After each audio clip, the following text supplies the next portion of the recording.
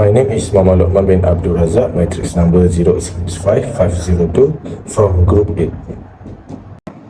We choose Agasan Berhad for the company under PN17 and AHMAD Zaki Resources Berhad as a RB in the same market and sector, which is manufacturing. Then, we will compare their financial performance analysis and MFRS compliance to identify which company is better at handling their management and to check whether there is any fraudulent act made by them. To assessing the overall financial health of an organization, an error ratio will be calculated and analyzed. The ratio can be grouped into liquidity, profitability, and efficiency ratio.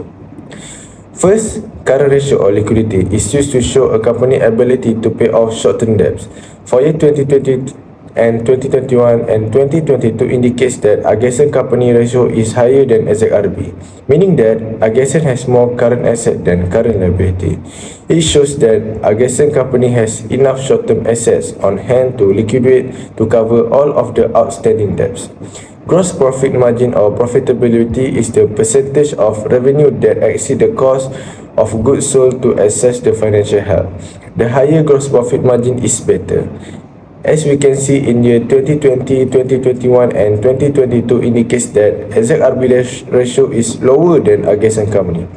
From the graph above, we can say that Agasan company is more efficient than and financially stable compared with AZRB. Equity ratio or efficiency measures the amount of leverage used by a company. Equity ratio is used to determine how well the company manages its debts and fund its asset requirement. As for 2020, 2021 and 2022 shows that Agasan company has higher ratio compared to AZRB. The lower ratio for AZRB means that the company used a large amount of debt was used to pay for an asset.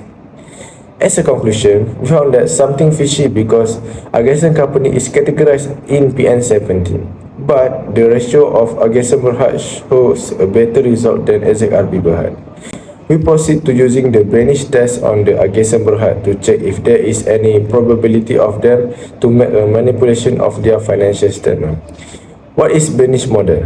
Banish model is a mathematical model that uses financial ratio to identify whether the company has manipulated its earning or any indicator of fraudulent or not.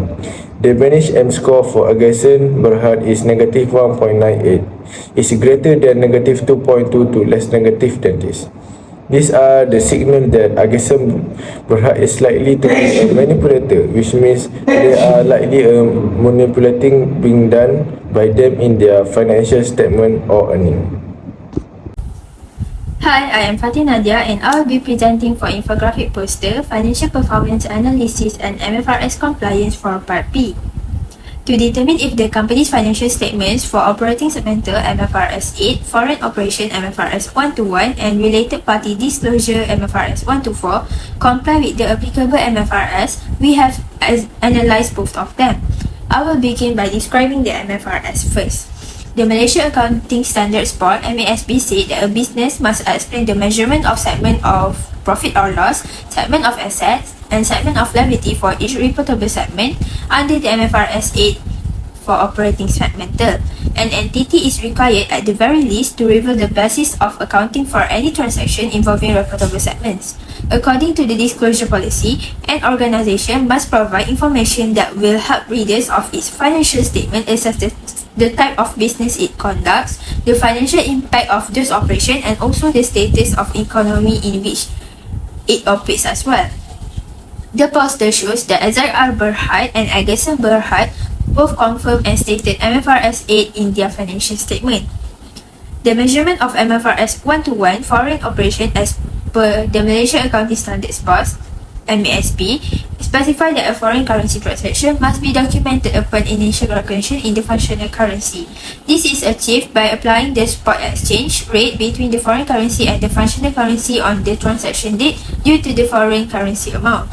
The disclosure included the amount of exchange differences recognized in profit or loss, net exchange differences recognized in other comprehensive income and accumulated in a separate component of equity, and a reconciliation of the amount of such exchange differences at the beginning and end of the period. It excluded those arising on financial instruments measured at fair value through profit or loss in accordance with MFRS 139. As we can see in the poster, only ZAHIR BHARI complied with and stated the MFRS 121 in their financial statement. Finally, the Malaysian Accounting Standards Board (MASB) state that even in the absence of related party activities, the related party relationship may have an impact on an entity's profit or loss and financial position under MFRS 124 related party disclosure. The relationship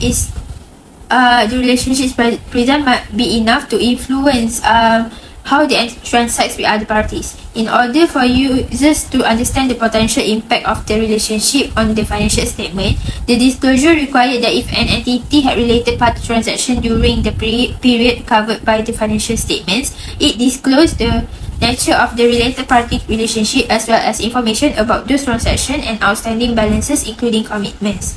Both companies complied and included MFRS 124 in their financial statements as the graphic illustrates.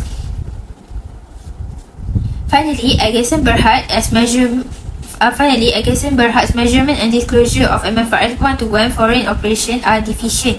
AGSM Berhad's financial statement has numerous foreign currency transactions. However, it fails to provide the measurement and disclosure for overseas operation MFRS 121, which may allow for earning manipulation.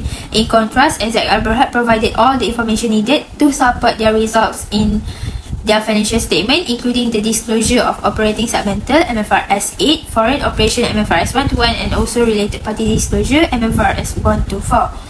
That's all from me. Thank you.